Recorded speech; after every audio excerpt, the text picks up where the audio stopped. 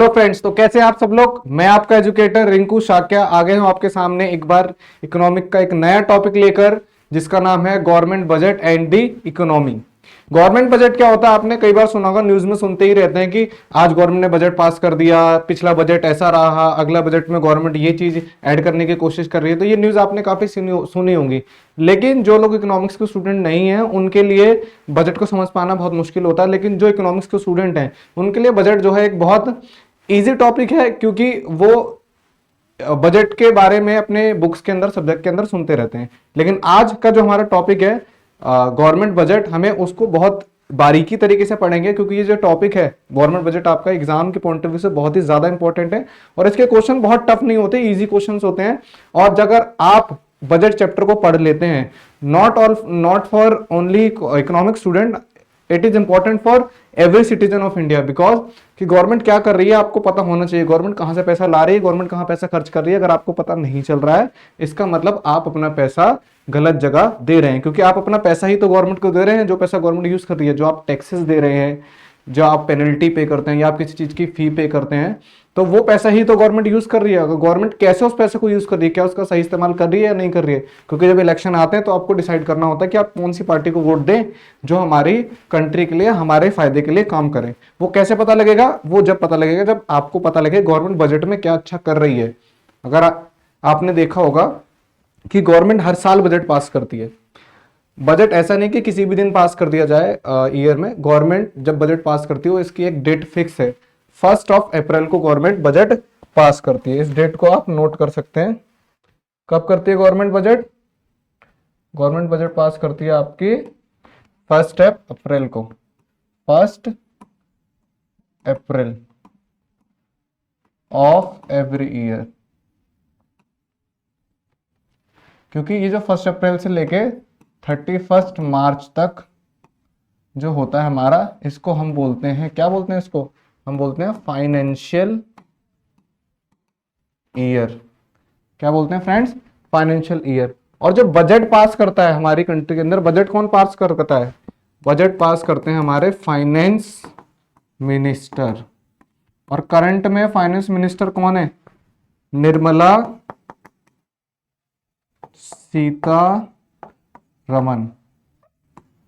हमारी मिस निर्मला सीतारमन हमारी कौन है? फाइनेंस मिनिस्टर है करंट में, जो कि सेंट्रल गवर्नमेंट, बीजेपी गवर्नमेंट जो सेंट्रल में काम कर रही है उसकी फाइनेंस मिनिस्टर है निर्मला सीतारमन। ये हमेशा 1 अप्रैल को आती है आपके सामने, क्या?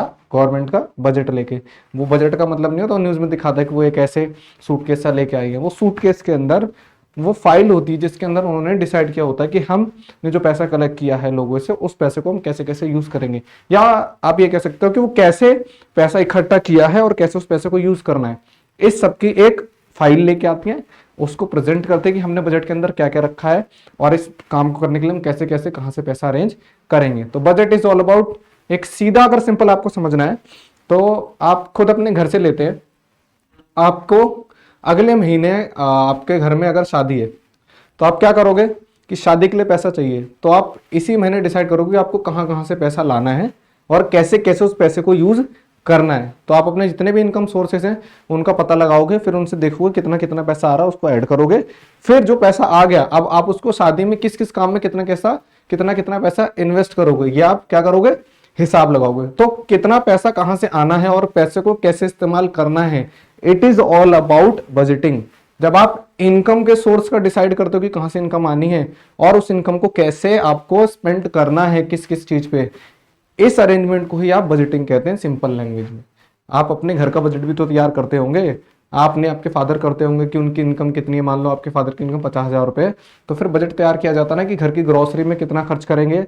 जैसे अगर 10 तारीख को सैलरी आई तो 10,000 ग्रोसरी में जाएगा, 10,000 आपका ट्यूशन फी में चला गया, ठीक है, उसके बाद आपके गारमेंट्स में चला गया और एंड ऑल जो और चीजें होती हैं। तो आप उस इनकम को जो आने वाली है उसको कैसे कैसे यूज करोगे, इसका अरेंजमेंट या मैनेजमेंट करना ही क्या है? आपका बजटिंग है। लेकिन ये आप एक अपने सिंगल घर के लिए कर सकते हो, लेकिन जब बात आती है पूरे नेशन की, जो कि इंडिया के अंदर 144 करोड़ लोग रहते हैं, जब उनसे पैसा कलेक्ट करना और उस पैसे को उन्हीं के भले के लिए यूज करना, it not a easy task. तो ये कोई इजी टास्क नहीं है, तो बजट बनाने में काफ़ी टाइम लगता है। तो जो निर्मला सीतारमण हमारी फाइनेंस मिनिस्टर है, वो क्या करती हैं, अपने सारे पार्टी मेंबर के साथ बैठते हैं, देखते हैं कहाँ से इनकम आने वाली है और कैसे कैसे इनकम को हम डेवलपमेंट के लिए यूज कर सकते हैं, उन सबका प्लान तैयार किया जाता है। तो अपकमिंग ईयर के लिए जब हम मनी कहाँ से आना है और कैसे उसको स्पेंड करना है, इसका मैनेजमेंट करते हैं या एक ब्यौरा तैयार करते हैं, उस ब्यौरा को ही हम कहते हैं बजटिंग। समझ गए आप? जैसा कि आप अपने घर में बजट तैयार करते हैं, ऐसे ही पूरी कंट्री का बजट तैयार किया जाता है। तो एक सिंपल लैंग्वेज में आप समझ चुके हैं बजटिंग क्या है। और बजटिंग सिर्फ इकोनॉमिक्स स्टूडेंट के लिए नहीं है, ये वीडियोस आप अपने घर में अपने पेरेंट्स को भी दिखा सकते हैं, अपने आस पड़ोस वालों को भी दिखा सकते हैं, क्योंकि उन्हें भी पता होना चाहिए कि गवर्नमेंट जो बजट पास करती है एक्चुअल में वो क्या होता है, कहां से पैसा आता है और कहां पे इस्तेमाल किया जाता है। ठीक है, चलिए सबसे पहले हम देखते हैं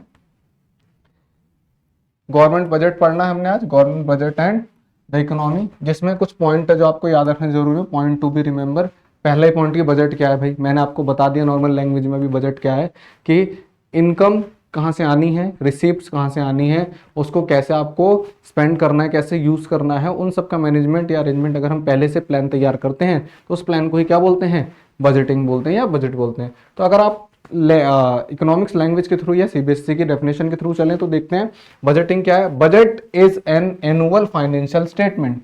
बजट क्या है, एक annual financial statement. Financial word क्यों यूज किया जा रहा है, क्योंकि मैंने बताया ना आपको, हम जो बजट तैयार करते हैं वो तैयार करते हैं फाइनेंशियल ईयर के लिए।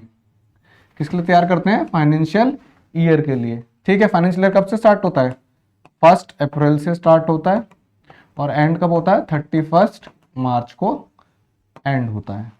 ठीक है, तो हम जो एनुअल मतलब एक साल का फाइनेंशियल स्टेटमेंट जो हम क्या करते हैं, रेडी करते हैं, showing the expected receipt and expenditure of the government, जिसके अंदर हम ये शो करते हैं कि हमें एक्सपेक्टेड है कितना इनकम आएगा और हम कैसे कैसे इसको खर्च करेंगे फॉर द कमिंग फिस्कल और फाइनेंशियल ईयर।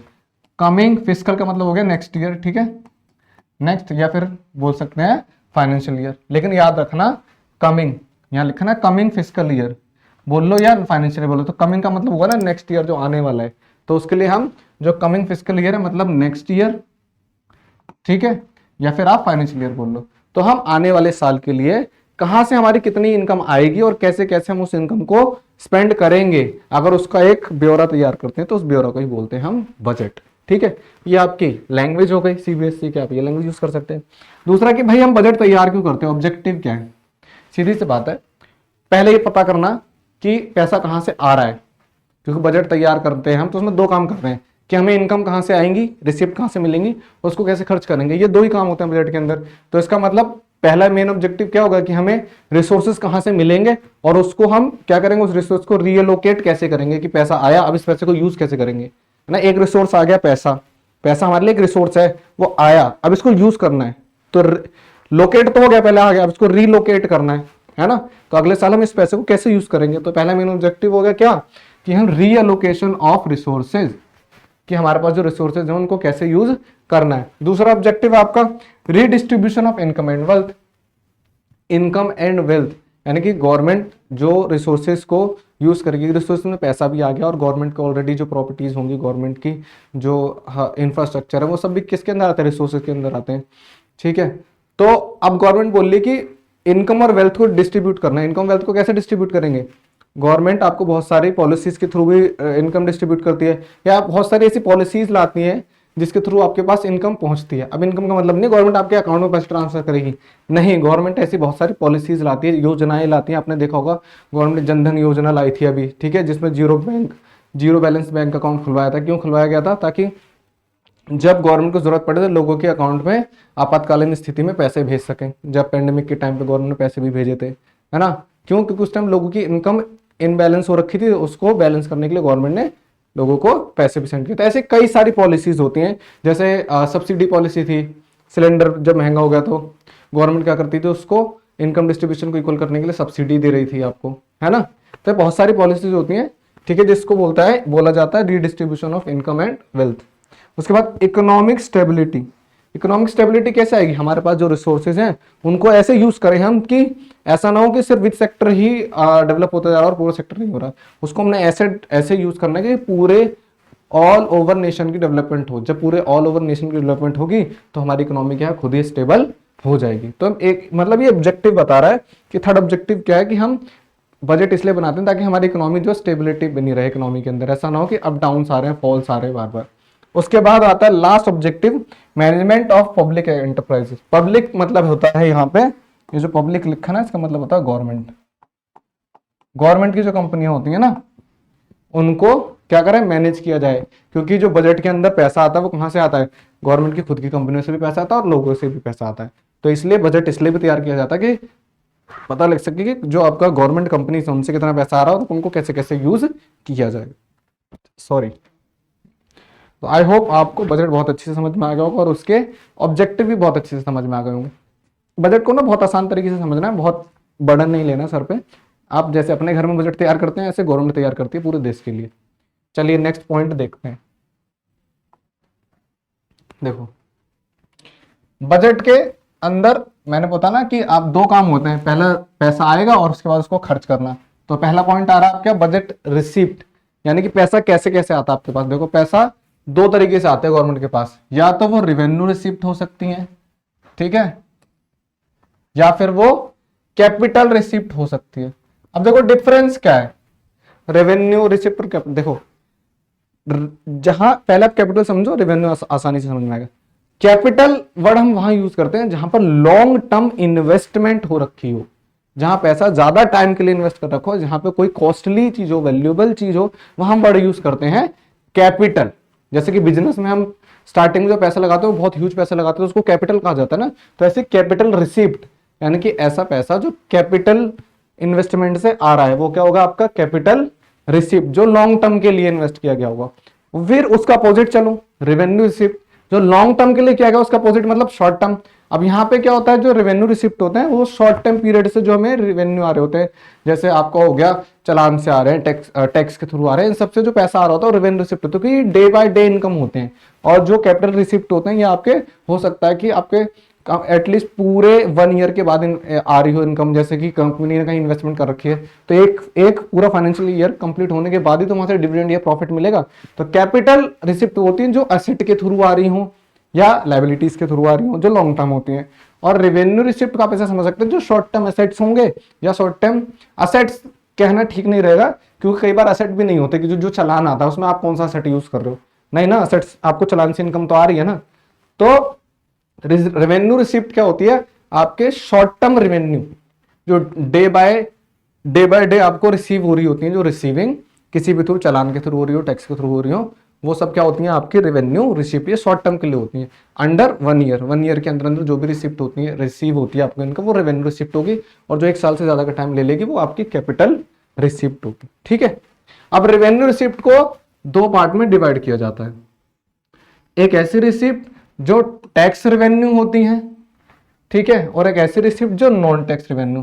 क्योंकि ऐसा नहीं है कि जो रेवेन्यू रिसिप्ट है वो सिर्फ टैक्स से ही मिल रही हो, क्योंकि ऐसा थोड़ी ना है कि आपको पैसा सिर्फ चालान से या टैक्स से ही आ रहा है। और भी ऐसी day by day daily routine होते हैं जहां से पैसा आता है, वो टैक्स नहीं होते, और भी कई एलिमेंट होते हैं। तो जो टैक्स से आते हैं ना टैक्स रेवेन्यू, तो जो टैक्स की फॉर्म में मिलते हैं वो टैक्स रेवेन्यू, और जो टैक्स की फॉर्म में नहीं होते वो नॉन टैक्स रेवेन्यू। कह रहे सर ये क्या कर रहे हो, अब ये तो हम भी बता सकते हैं।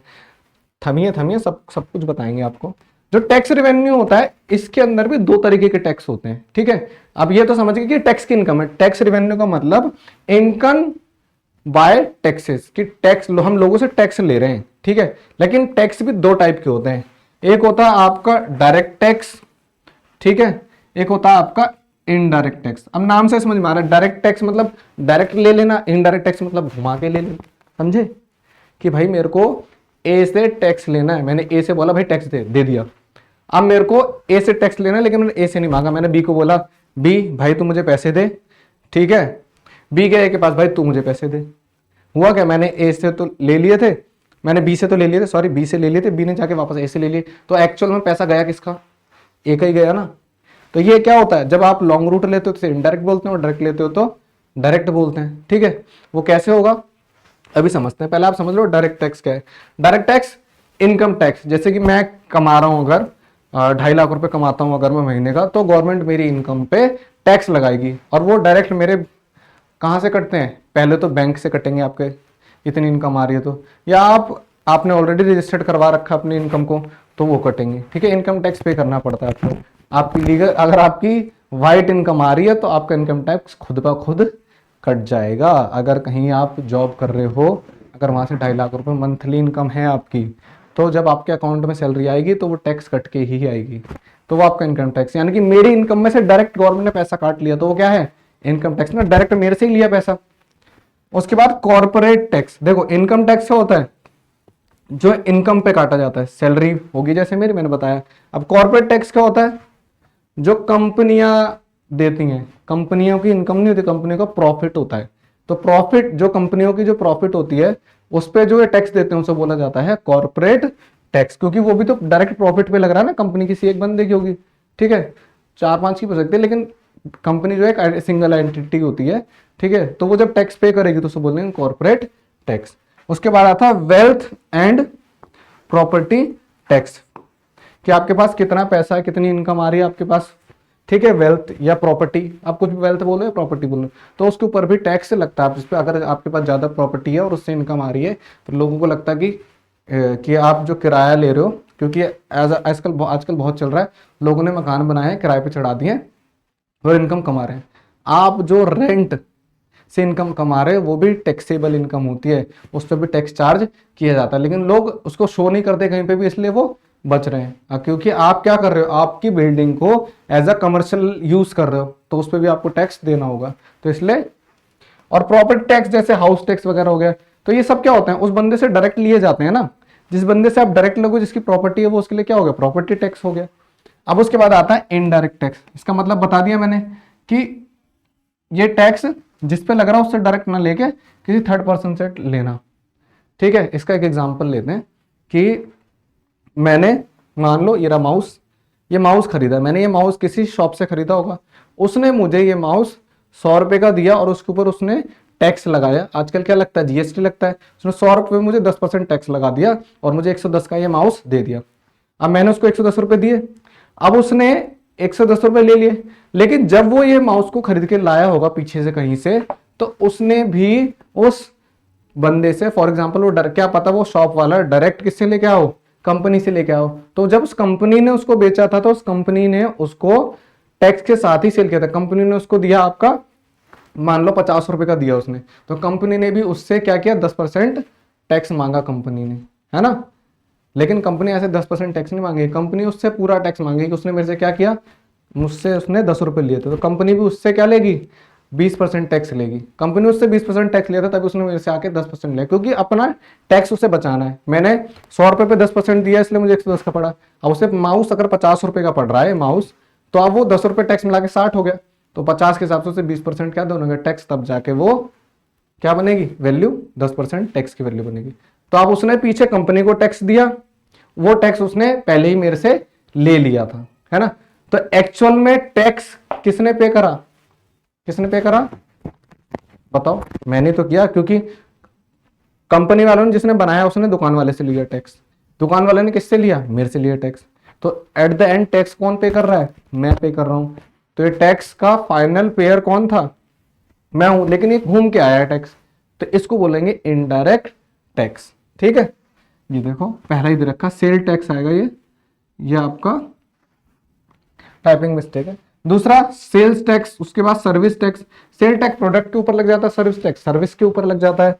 एक्साइज ड्यूटी, एक्साइज ड्यूटी क्या होता है, जब आप अपनी ही कंट्री के अंदर कोई प्रोडक्ट सेल करते हो, परचेज करते हो, मैन्युफैक्चर करते हो, उसके ऊपर जो लगता है टैक्स, उसे एक्साइज ड्यूटी। एक्साइज ड्यूटी का मतलब है डोमेस्टिक टेरिटरी, याद रखना।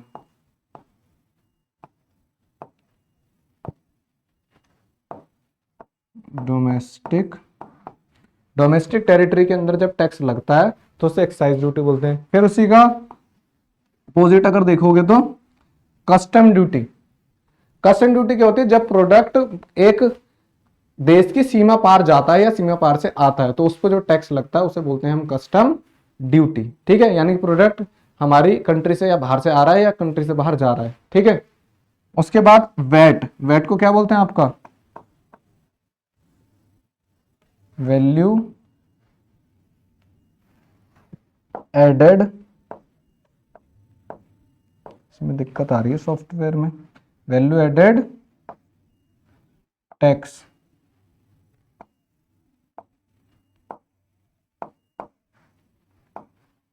ठीक है, वैल्यू एडेड टैक्स, वैट, पहले वैट लगता था, अब भी लगता है, पहले नहीं लगता था अब भी लगता है। वैल्यू एडेड टैक्स आपने पढ़ा होगा ना, नेशनल इनकम के अंदर पढ़ा था ना वैल्यू एडेड मेथड।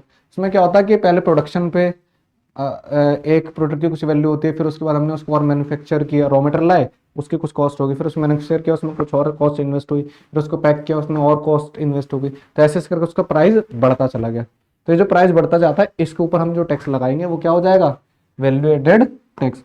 और अब जो ट्रेंड में चल रहा है वो चल रहा है आपका जीएसटी। जीएसटी के full form goods and service tax.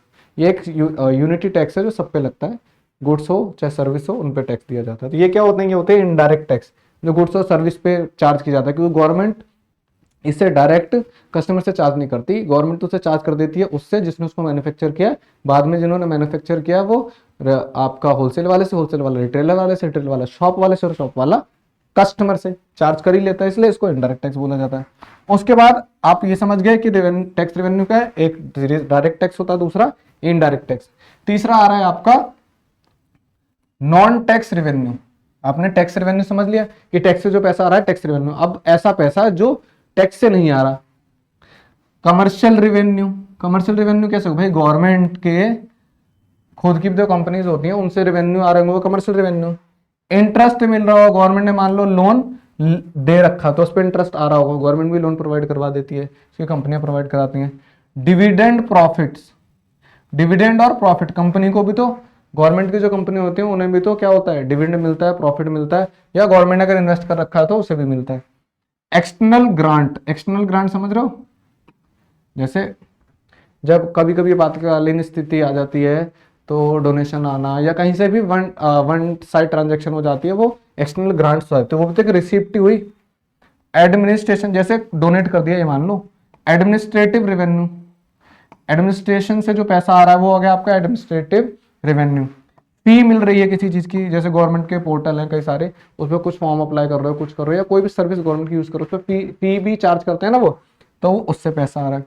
Licence fee, government ने जो लाइसेंस इशू कर रखे हैं आपको काम करने के लिए, उस पर जो फी ली जा रही है license fee. Fines and penalties, fines और पेनल्टीज समझ रहे हो ना, चालान जो बोला मैंने वो टैक्स थोड़ी होता है, चालान आपके फाइन्स और पेनल्टी, फाइन्स होते हैं, पेनल्टी होती है जो कि टैक्स नहीं होती है, वो आप पे चार्ज किए जा रहे हैं ना सिर्फ। उसके बाद एस चीट, एस चीट क्या होता है समझ रहे हो, एस चीट क्या होता है कि मान लो कोई ऐसा पर्सन है, किसी की ऐसी प्रॉपर्टी है, एसेट है, जिसका कोई भी उत्तराधिकारी नहीं है, क्या नहीं है, उत्तराधिकारी नहीं है, वो बंदे का लास्ट बंदा था जिसके पास उसकी प्रॉपर्टी, जो प्रॉपर्टी का मालिक था, अगर वो मर जाता है, फिर अब ये प्रॉपर्टी किसकी हो गई, वो प्रॉपर्टी हो जाती है किसकी, गवर्नमेंट की, किसकी, तो यहां से भी तो क्या आ रही है, इनकम आ रही है। ठीक है, उसके बाद आ जाते हैं हम कैपिटल रेवेन्यू पे। कैपिटल रेवेन्यू मतलब कैपिटल रिसिप्ट पे।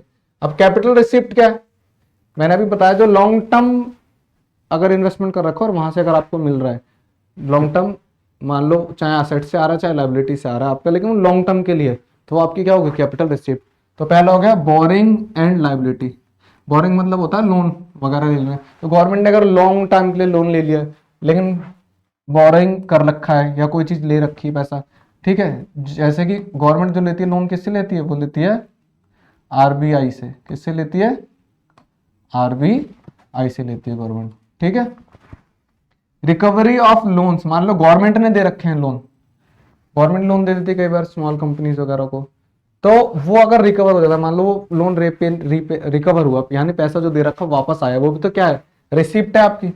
अदर रिसिप्ट, ऐसी टाइप की कई रिसिप्ट हो सकती हैं, जैसे उनमें से एक बता रखा हूं, डिसइन्वेस्टमेंट। डिसइन्वेस्टमेंट मतलब क्या होता है, गवर्नमेंट क्या करती है, सेल करती है, क्या, शेयर, क्या करती है, शेयर सेल कर देती है इन पीएसयू, पब्लिक सेक्टर यूनिट में। जब वो शेयर वगैरह सेल करती है तो उससे भी क्या आता है, कैपिटल रिसिप्ट आती है। ठीक है, तो आई होप आपको ये सारे पॉइंट समझ में आए होंगे। अगर आपको ये पॉइंट समझ में नहीं आ रहे हैं तो आप कमेंट में मुझसे पूछ सकते हैं, और आपको हमने अपनी एक और स्पेस दे रखा है पूछने के लिए, जो हमारी वेबसाइट पे गिवन है, हमारी वेबसाइट जो www.muft.shiksha, आप उस पर जाकर आस्क माई क्वेश्चन कॉलम के अंदर आपके सारे डाउट हमसे पूछ सकते हैं। वो डाउट के बदले आपको पता है कि आप वहां पे पॉइंट्स भी अर्न कर सकते हैं। चलिए नेक्स्ट देखते हैं। नेक्स्ट क्या है आपका, there are two component of budget. Budget के दो कंपोनेंट होते हैं, वो तो हमने पीछे पढ़ लिया, रेवेन्यू और कैपिटल, है ना। तो बजट के क्या होते हैं, दो कंपोनेंट होते हैं, एक होता है रेवेन्यू, दूसरा होता है कैपिटल। ठीक है, अब रेवेन्यू क्या होता है, रेवेन्यू बता दिया, देखो वहां हमने रेवेन्यू रिसिप्ट पढ़ लिया था जो रिसीविंग हो रही है, लेकिन अगर टोटल रेवेन्यू के साथ ये बजट जोड़ रहे हैं तो बजट के अंदर मैंने आपको बता रखा है, बजट के अंदर आपकी रिसिप्ट भी आएंगी और पेमेंट भी आएंगी, पेमेंट को एक्सपेंडिचर भी कहते हैं, है ना। ऐसे कैपिटल के अंदर भी रिसिप्ट आएंगी, पेमेंट आएंगी, ये शॉर्ट में लिख दिया मैंने, है ना। पेमेंट को हम क्या बोलते हैं, एक्सपेंडिचर बोलते हैं, है ना। तो रेवेन्यू रिसिप्ट और revenue expenditure is called revenue budget, capital receipt और capital payment is called capital budget. Simple as that. देख लो definition, revenue budget consist of revenue receipt and revenue expenditure of the government. Revenue budget के अंदर government की revenue receipt और revenue expenditure include होते हैं। ऐसे कैपिटल बजट के अंदर capital budget consist of capital receipt and capital expenditure of the government. खत्म, इतना आसान सा था। बताओ अगर ये क्वेश्चन आ गया, व्हाट इज या डिफरेंस बिटवीन रेवेन्यू बजट और कैपिटल बजट, आसानी से लिख दोगे आप लोग, है ना। चलिए नेक्स्ट पे चलते हैं।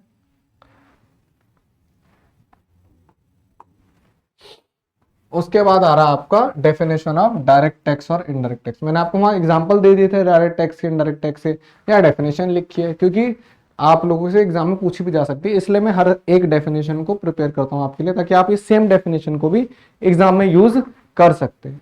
चलिए देखो, डायरेक्ट टैक्स की डेफिनेशन क्या है, मैंने बता तो दिया आपको डायरेक्ट टैक्स क्या होता है, लेकिन डेफिनेशन देख लो। When government imposes a tax on a person and paid by the same person is called direct tax। जब गवर्नमेंट किसी पर्सन पे टैक्स लगाए और वो टैक्स वही पर्सन पे करे तो उसको बोलेंगे क्या, डायरेक्ट टैक्स बोलेंगे। Its burden can not be shifted to other, और ये टैक्स को किसी और पे शिफ्ट नहीं कर सकता। इसका एग्जांपल दे रखा है इनकम टैक्स और प्रॉपर्टी टैक्स। हाउस टैक्स हो सकता है ना, प्रॉपर्टी टैक्स मतलब हाउस टैक्स समझ लो। उसके बाद इनडायरेक्ट टैक्स क्या है, जब डायरेक्ट टैक्स समझ में आएगा तो ये भी आ जाएगा, क्योंकि उसका अपोजिट है ना। When government imposes a tax on a one person partially और होली, बोल रहे जब गवर्नमेंट किसी पे टैक्स क्या करती है, लगाती है, आधा लगाए, पार्शियली कुछ हिस्सा लगाए, या पूरी तरीके से लगाए, but by the other person is called indirect tax. लिखा ना, tax on a person partially और होली पेड, बोला या तो उस पर्सन के द्वारा भी वो आधा टैक्स पे किया जाए या पूरा पे किया जाए, बाय अदर पर्सन, लेकिन ये किसी और ने पे करा है, लगाया किसी पर्सन पे है लेकिन पे कर रहा है कोई other person, it is called indirect tax. अब ये कैसे हुआ, टैक्स भाई लगाया किस पे था, गवर्नमेंट ने, जब गुड्स बनाया था कंपनी ने, गवर्नमेंट टैक्स कंपनी के ऊपर लगाया था, लेकिन कंपनी ने वो टैक्स किससे वसूल लिया, कस्टमर से वसूल लिया। तो लगाया कंपनी पे लेकिन वसूला किससे, उन्होंने किस पे वसूला, कस्टमर से वसूल लिया। या उसका पूरा समझना चाहो, गुड्स पे लगाया टैक्स, ये कस्टमर तक पहुंचेगा, लेकिन गवर्नमेंट ने उस टाइम ये जो टैक्स है वो किससे ले लिया, कंपनी से ले लिया, है ना। लेकिन एट द एंड पे तो कौन करेगा, कस्टमर ही करेगा। Indirect tax burden can be shifted to other. Indirect tax का बर्डन, जैसे कंपनी के ऊपर टैक्स लगाया, कंपनी ने आगे शिफ्ट कर दिया किसके ऊपर, कस्टमर के ऊपर, है ना। For example sales tax, excise duty, ये पूरा नहीं लिखा, एंड वैट और जीएसटी। ठीक है, उसके बाद आ जाता है आपका पॉइंट रेवेन्यू रिसिप्ट क्या है ना। रेवेन्यू रिसिप्ट अभी बताया ना, जो डे बाय डे जो भी काम हो रहे हैं, एक्टिविटी हो रही है, उनसे जो रिसीव हो रही है इनकम, रेवेन्यू रिसिप्ट होती है। अब ये कैसे हो सकती है, रेवेन्यू रिसिप्ट के इफेक्ट देखो, neither create liability for government. जो रेवेन्यू रिसिप्ट होती है उससे कोई भी लायबिलिटी क्रिएट नहीं होती। अब कैसे नहीं होती, देखो एग्जाम्पल देखो, आप बोलोगे सर क्यों नहीं होगी, एग्जाम्पल देखो रेवेन्यू रिसिप्ट के। रेवेन्यू रिसिप्ट ये रही, क्या इनकम टैक्स लेंगे तो कोई लायबिलिटी क्रिएट होगी, गवर्नमेंट पैसा लेके रख लेगी, कॉर्पोरेट टैक्स कंपनी से लेगी, क्या लायबिलिटी बनेगी, गवर्नमेंट पैसा लेके रख रही है, हाउस टैक्स वगैरह लेके रख लेगी, indirect tax, sale tax, service tax, तो इनसे कोई भी आपको दिख रहा है कि लायबिलिटी क्रिएट होती है, यानी उधारी या कोई बर्डन आ रहा है आपके सर पे, नहीं, आपको इसके बदले में कुछ देना ही नहीं है। ठीक है, इधर नॉन टैक्स में देख लो, कमर्शियल रेवेन्यू, गवर्नमेंट के पास जो उसकी कमर्शियल कंपनी वगैरह से जो रेवेन्यू आ रहा है उसके बदले में कुछ देना थोड़ी पड़ रहा है, जो लायबिलिटी क्रिएट होगी। इंटरेस्ट के बदले कुछ नहीं देना पड़ता, डिविडेंड के बदले नहीं देना पड़ता। एक्सटर्नल ग्रांट तो आपके लिए वैसे भी आपकी हेल्प होती है। एडमिनिस्ट्रेटिव रेवेन्यू, सारी लाइसेंस फी, फाइनेंस, एसचीट, इनके बदले कुछ देना ही नहीं पड़ रहा, तो कोई लायबिलिटी क्रिएट थोड़ी होगी। ठीक है, चलिए देखो उसके बाद बोल रहा है nor causes any reduction in asset, और ना ही जो रेवेन्यू रिसिप्ट होती है उनसे हमारा कोई एसेट घटता है, क्योंकि अगर हम किसी से हाउस टैक्स ले रहे हैं तो उसके बदले में कुछ दे थोड़े रहे, हम तो उसके हाउस पर टैक्स लगा रहे हैं। ठीक है, और एस चीट वाला अगर मैंने बताया तो हम उल्टा, तो हमें प्रॉपर्टी मिल रही है, घट थोड़ी रही है। उसके बाद रिक्वायरिंग इन नेचर, रिकरिंग होती है, यानी कि रिसीव होता रहता, मिलता ही रहता, बार बार रिपीट होती है, क्योंकि टैक्स बार बार लेते हैं ना, रिपीट होती रहती है, तो ये कैसी होती है, नेचर में, recurring in nature.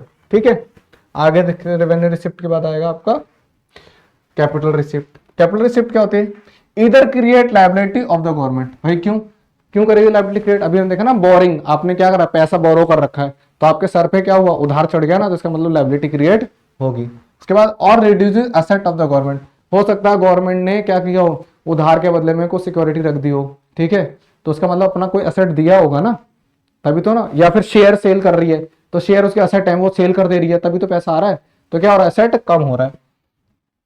Non recurring in nature, और ये रिकरिंग नहीं होती, बार बार रिपीट थोड़ी होती है, बार बार थोड़ी ना आप बोरिंग करते ही रहोगे, है ना, उधार लेते ही रहोगे, क्या उतारना भी तो पड़ेगा ना उसको। ठीक है, उसके बाद देखते हैं बजट एक्सपेंडिचर। बजट एक्सपेंडिचर क्या है, आपने रिसिप्ट पढ़ लिया, जैसे रिसिप्ट पढ़ा था ऐसे एक्सपेंडिचर पढ़ना है, उसके अपोजिट चलते रहेंगे बिल्कुल। ठीक है, अब देखो बजट एक्सपेंडिचर क्या है, बजट एक्सपेंडिचर को दो पार्ट में डिवाइड कर दो, जैसे हमने रिसिप्ट को दो पार्ट में डिवाइड किया था कि रेवेन्यू रिसिप्ट और कैपिटल रिसिप्ट, ऐसे ही एक्सपेंडिचर को डिवाइड कर दो, रेवेन्यू एक्सपेंडिचर और कैपिटल एक्सपेंडिचर। अब रेवेन्यू रिसिप्ट क्या थी, डे बाय डे में जो इनकम रिसीव हो रही थी, रेवेन्यू रिसिप्ट। अब रेवेन्यू एक्सपेंडिचर क्या होगा, जो डे बाय डे में आप खर्चा कर रहे हो वो क्या होगा आपका रेवेन्यू एक्सपेंडिचर। देखो डे बाय डे के हिसाब से देखें अगर, तो आप एक साल के अंदर अंदर इंटरेस्ट की पेमेंट करते हो, सब्सिडीज देते हो मतलब गवर्नमेंट देती है, डिफेंस सर्विसेज की सैलरीज एक्सेट्रा, है ना, ये सब क्या होते हैं साल के अंदर होती है ना, एक साल के अंदर होती है, शॉर्ट टर्म हो गई, क्योंकि ये तो हर महीने करने वाली एक्टिविटी है ना, इंटरेस्ट हर महीने भी देना पड़ता है, सब्सिडीज हर महीने देनी पड़ती है, डिफेंस वालों की सैलरी हर महीने पे होती है, तो ये सारा क्या है, खर्चा है। कैसा, ये खर्चा जो एक साल से कम टाइम पीरियड के अंदर किया जाता है। रेवेन्यू रिसिप्ट या रेवेन्यू एक्सपेंडिचर, रेवेन्यू का मतलब है जो शॉर्ट टर्म के अंदर, शॉर्ट टर्म आपका एक साल से कम को शॉर्ट टर्म कहा जाता है, याद रखना इसमें इकोनॉमिक्स के अंदर। अब कैपिटल एक्सपेंडिचर क्या है, जो खर्चा आपका एक साल से ज्यादा का होगा, है ना, जिसपे एक साल से ज्यादा का टाइम लगता है, जैसे construction of a school building. अब बिल्डिंग बनाने में कोई 2-4 महीने में तो नहीं बनती ना, स्कूल सालों लग जाते हैं, तो ऐसे पे अगर आप खर्च कर रहे हो तो आपका क्या होगा, कैपिटल एक्सपेंडिचर होगा, क्योंकि इससे कैपिटल क्रिएट भी हो रही है। कैपिटल एक्सपेंडिचर से आप ये समझो आप कुछ ऐसा खर्चा कर रहे हो जिससे आपका एसेट भी क्रिएट हो रहा हो, तो स्कूल्स हमारा क्या हो रहा है, एसेट ही तो है। Repayment of loan, purchasing of share, आप क्या कर रहे हो, लोन क्या लिखा, रीपेमेंट ऑफ लोन, लोन की रीपेमेंट कर रहे हो, किस लिए कर रहे हो, वो भी शेयर खरीदने के लिए, शेयर यानी एसेट आ रहा है ना, शेयर खरीद रहे हो ना। उसके बाद लैंड एंड मशीन एक्सेट्रा, यानी कि आप लोन वगैरह आपने रीपेमेंट कराया, रिसीव कराया, किस लिए कराया, क्या करने के लिए आपने, खरीद रहे हो, आप क्या शेयर खरीद रहे हो, लैंड खरीद रहे हो, मशीन खरीद रहे हो, एक्सेट्रा। क्या हो रहा है, इससे सीधे सीधे समझ लो ऐसा खर्चा जिससे आपका एसेट इंक्रीज हो रहा हो, वो होता है कैपिटल एक्सपेंडिचर। तो वो आ सकता है ना इम्पैक्ट, कैपिटल एक्सपेंडिचर का इम्पैक्ट क्या है, कैपिटल एक्सपेंडिचर का इम्पैक्ट है कि आपके एसेट को इंक्रीज कर देता है। ठीक है, नेक्स्ट देखो रेवेन्यू एक्सपेंडिचर और कैपिटल एक्सपेंडिचर की क्या क्या इंपैक्ट डालते हैं। अभी मैंने बताया जो रेवेन्यू एक्सपेंडिचर होगा, रेवेन्यू का हमेशा याद रखना, ये एसेट वगैरह पे ज्यादा इंपैक्ट डालता नहीं है। ठीक है, नीदर क्रिएट असेट, भाई रेवेन्यू एक्सपेंडिचर कोई भी असेट क्रिएट नहीं करता, क्योंकि गवर्नमेंट सैलरी दे रही है डिफेंस वालों की, तो कौन सा असेट मिल रहा है बदले में, नहीं मिल रहा है ना। नॉर रिड्यूसेस लायबिलिटी, और ना ही लायबिलिटी कम करती है, हमने सैलरी दी है उनको, हमारा कौन सा उधार उतर गया, रिकरिंग नेचर, लेकिन ये जो खर्चे करने पड़ते हैं, हर महीने देनी पड़ती है ना सैलरी। कैपिटल एक्सपेंडिचर क्या है भाई, ये इनके इंपैक्ट आएंगे असेट और लायबिलिटी पे। इधर क्रिएट असेट, या तो ये असेट क्रिएट करेगी, असेट कैसे, मान लो हमने कोई स्कूल बिल्डिंग बनाई है तो असेट क्रिएट हो गया, या फिर हमारी लायबिलिटी को कम करेगी। कैसे कम करेगी, हमने लोन पे कर दिया तो लायबिलिटी कम हो गई ना। फिर नॉन रिकरिंग इन नेचर, ये ऐसे हर महीने रिपरेट होने वाली नहीं होती, ये लॉन्ग टर्म की होती है, साल साल 2-2 साल बाद की जाती है, तो इसलिए इनको रिकरिंग नेचर में नहीं डालेंगे। ठीक है, चलिए रेवेन्यू डेफिसिट मिस तो नहीं हुआ, ठीक है। Revenue deficit is the excess of total revenue. देखो डेफिसिट का मतलब समझो, डेफिसिट का मतलब क्या होता है आपका, हिंदी में लिख दूं, ये इसका मतलब होता है आपका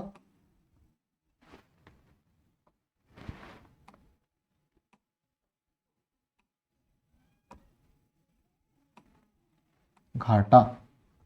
क्या, घाटा। तो यानी कि आपके डे बाय डे से जो भी इनकम आ रही है या खर्च हो रही है या एक साल के अंदर अंदर जो भी आप ट्रांजेक्शन कर रहे हो उसमें अगर घाटा होता है तो उसे क्या बोलेंगे, रेवेन्यू डेफिसिट। अब घाटा कैसे होगा, देखो सीधी सी बात है, जब आपका खर्चा,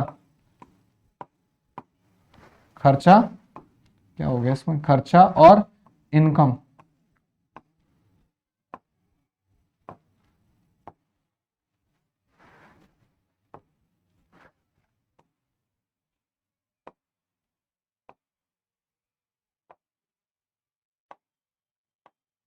आपका खर्चा और इनकम में इम्बैलेंस आ जाए। इम्बैलेंस भी ऐसा होना चाहिए कि आपका जो खर्चा है, क्या है आपका खर्चा, वो क्या हो, ज्यादा हो, खर्चा ज्यादा हो किससे, आपकी इनकम से, तो उसे बोलेंगे रेवेन्यू डेफिसिट।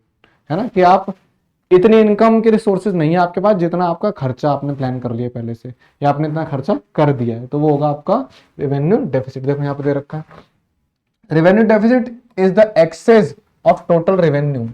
टोटल रेवेन्यू में क्या हो रहा है, एक्सेस आ रहा है किसका, एक्सपेंडिचर का, ओवर टोटल रेवेन्यू, रिसिप्ट, यानी एक्सपेंडिचर ज्यादा है किससे, रिसिप्ट से, तो इसे बोलेंगे हम रेवेन्यू डेफिसिट। यहाँ फॉर्मूला भी बन गया, रेवेन्यू डेफिसिट का फॉर्मूला क्या बना, देखो total revenue expenditure more than total revenue receipt.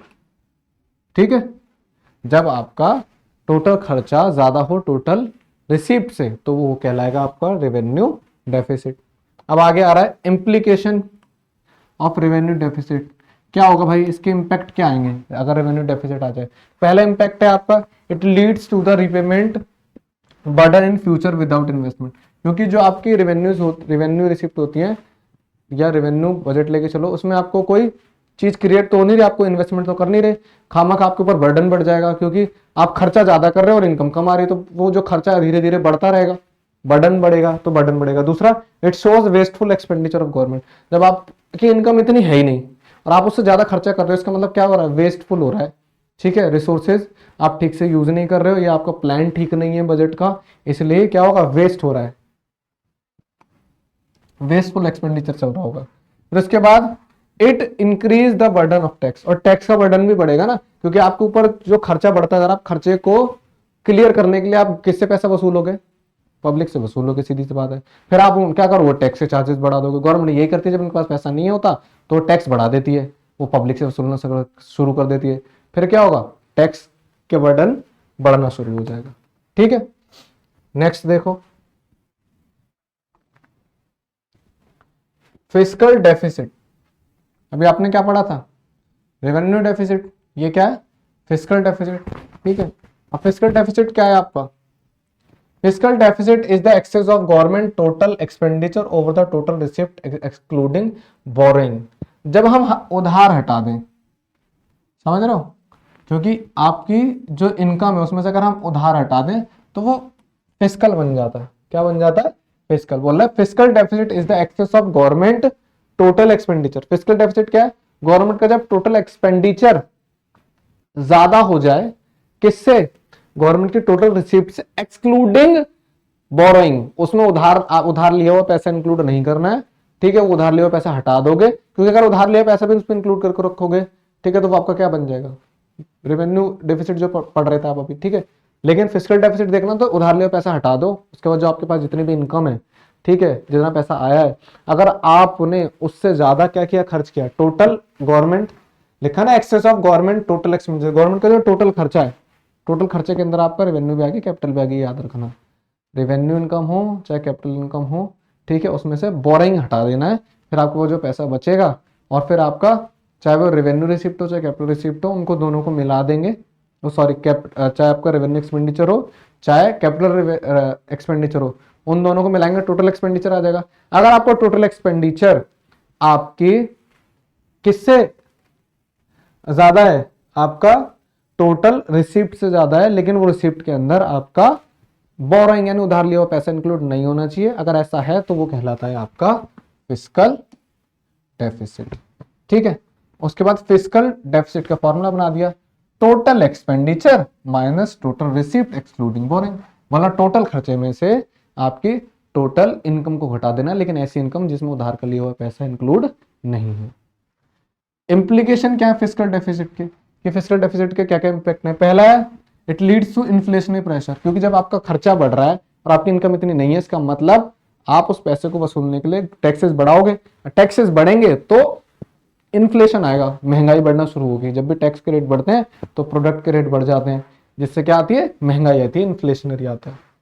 उसके बाद कंट्री हैज टू फेस डेब्ट ट्रैप, क्योंकि अगर आपके खर्चे बढ़ते जा रहे हैं, आप खर्चे को क्लियर करने के लिए पैसा उधार लोगे, ठीक है, फिर आपको दोबारा खर्चा बढ़ गया, फिर आपने फिर उधार लिया, आप उधार ही बढ़ाते जा रहे हो, उधार को चुकाने के लिए फिर उधार लोगे, फिर उधार को चुकाने के लिए फिर उधार लोगे, तो उससे होगा कि आप डेब्ट ट्रैप के अंदर फंस जाओगे। ठीक है, उसके बाद it reduces future growth and development, आप जब कर्जे में डूबते ही जा रहे हो तो फ्यूचर की जो ग्रोथ है वो तो भूल ही जाओ, आपका खर्चा इतना हो रहा है, इनकम आ ही नहीं रही, तो बार बार खर्चे के लिए आप उधार लोगे, फिर उस उधार को चुकाने के लिए और उधार लोगे, तो जब आप बार बार उधार लेते रहोगे तो ग्रोथ कहाँ कर पाओगे, बिल्कुल नहीं कर पाओगे, क्योंकि आप उधारी के पैसा चुकाने में ही आप लगाओगे पैसा, डेवलपमेंट में पैसा यूज हो ही नहीं पाएगा। उसके बाद डेफिसिट, फिस्कल डेफिसिट को भी डिवाइड कर देगा तो प्राइमरी डेफिसिट में कर सकते हैं। ठीक है, प्राइमरी डेफिसिट क्या है, by deducting interest payment from fiscal deficit we get primary deficit. अगर हम इंटरेस्ट का पैसा हटा दें, किसका, इंटरेस्ट का पैसा हटा दें किसमें से, फिस्कल डेफिसिट में से, तो वो प्राइमरी डेफिसिट बन जाएगा। ठीक है, उसके बाद प्राइमरी डेफिसिट का फॉर्मूला बना दिया, fiscal deficit minus interest payment. ठीक है, नेक्स्ट देखो टाइप्स ऑफ बजटिंग, खत्म। टाइप्स ऑफ बजट, बजट के क्या क्या टाइप होते हैं भाई, टाइप्स ऑफ बजट के अंदर बजट को हमने 3 टाइप में डिवाइड कर रखा है भाई, किसमें डिवाइड कर रखा है, 3 टाइप्स में, सरप्लस बजट, बैलेंस बजट और डेफिसिट बजट। सरप्लस बजट में क्या होगा, जब आपकी रिसिप्ट ज्यादा हो एक्सपेंडिचर कम हो तो सरप्लस, इसका मतलब इनकम बच रही है। बैलेंस बजट, आपकी रिसिप्ट और एक्सपेंडिचर बराबर हो, बैलेंस बजट। डेफिसिट बजट, अब आपका खर्चा ज्यादा हो और इनकम कम हो तो डेफिसिट बजट। डेफिनेशन देख लो, when the budget receipt of the government exceeds the budget expenditure the budget is said to be surplus। जब आपकी क्या हो, रिसिप्ट ज्यादा हो एक्सपेंडिचर से तो आपका सरप्लस बजट होगा। Balance budget, when the budget receipt are equal to the budget expenditure, आपका टोटल इनकम टोटल खर्चे के बराबर हो तो बैलेंस बजट हो गया। Deficit budget, when the budget receipt fall as compared to budget expenditure तो it is called deficit budget. जब आपकी इनकम कम पड़ जाए आपके टोटल खर्चे के सामने तो फिर वो कहलाएगा आपका डेफिसिट बजट। ठीक है फ्रेंड्स, नेक्स्ट देखें, देखो एक पूरा ब्यौरा तैयार हो गया, पूरा चैप्टर खत्म होने के बाद डेफिनेशन, एक कंक्लूजन कहते हैं ना, वो है, आप एक बार इसको देखो फिर आपका chapter end. Budget is used to as a tool by the government to ensure economic stability. Budget क्यों यूज किया जाता है, इकोनॉमिक स्टेबिलिटी के लिए in the country in the situation of inflationary condition. किसके लिए भी किया जाता है, इन्फ्लेशनरी कंडीशन से बचने के लिए। The government prepares a surplus budget, government हमेशा कैसा बजट तैयार करने की कोशिश करती है, सरप्लस बजट तैयार करने की कोशिश करती है। Assuming that tax is the sole source of government revenue, और गवर्नमेंट हमेशा ये सोच के चलती है कि जो टैक्सेस हैं वो इनका एकमात्र सहारा है इनकम का। A surplus budget will imply that the government is collecting more taxes from the people and spending less on them। अब बोल रहा है कि अगर गवर्नमेंट जब बजट तैयार करती है, गवर्नमेंट क्या करती है, टैक्स ज्यादा कलेक्ट करेगी ताकि रिसिप्ट ज्यादा हो, और इसको स्पेंड कम करेगी ताकि सरप्लस बजट तैयार हो। This reduces the disposable income of the people and hence reduces the demand in the economy. और अगर ऐसा होगा तो लोगों की डिस्पोजेबल इनकम रुकेगी, कम होगी, और जो डिमांड है वो भी बैलेंस में बनी रहेगी, which helps the government to control inflation, और जिससे गवर्नमेंट का महंगाई पे कंट्रोल कर पाएगी, क्योंकि जब गवर्नमेंट इनकम ज्यादा कमाएगी और पैसा और एक्सपेंडिचर कम करेगी उससे, तो महंगाई नहीं बढ़ेगी, क्योंकि जब गवर्नमेंट के पास पैसा नहीं होता तभी वो टैक्स को बढ़ाती है, जब गवर्नमेंट के पास इनकम बचेगी तो वो टैक्स बढ़ाएगी ही नहीं। On the other hand if there are recessionary condition, और अगर रिसेशनरी कंडीशन आ जाए यानी कि उसका उल्टा हो जाए, सरप्लस का उल्टा, with high employment the government prepares a deficit budget. जब ऐसा हो कि रिसेशनरी कंडीशन आ जाए और अनएम्प्लॉयमेंट बहुत ज्यादा बढ़ रहा हो तो गवर्नमेंट प्लान करती है डेफिसिट बजट, क्योंकि गवर्नमेंट को बैलेंस करना है तो घाटे का बजट तैयार करना पड़ेगा लोगों के फायदे के लिए। Which implies that government is imposing less taxes on people, क्योंकि लोग पहले से अनएम्प्लॉयड टैक्स देंगे कहां से, तो गवर्नमेंट क्या करती है, टैक्स कम करती है लोगों का। स्पेंड मोर देन देम, और लेकिन खर्चा ज्यादा करती है उनपे, उनसे वसूल कम रही है टैक्स के फॉर्म में, लेकिन उनपे स्पेंड ज्यादा कर रही है। This increases the disposable income, ये डिस्पोजेबल इनकम को इंक्रीज करेगा, एंड ऑफ द पीपल दस demand in the economy increase. अब सीधी सी बात है, फिर क्या होगा, डिमांड इंक्रीज होगी। Both increase in disposable income and direct expenditure, government क्या करती है, डिस्पोजेबल इनकम को बढ़ाएगी और टैक्स को, मतलब अपने खर्चे को बढ़ाएगी, क्योंकि लोग अनएम्प्लॉयमेंट हैं तो लोगों को काम देने के लिए इन्वेस्ट ज्यादा करना पड़ेगा by the government, hence the producer get induced to produce more and therefore the employment opportunity increase.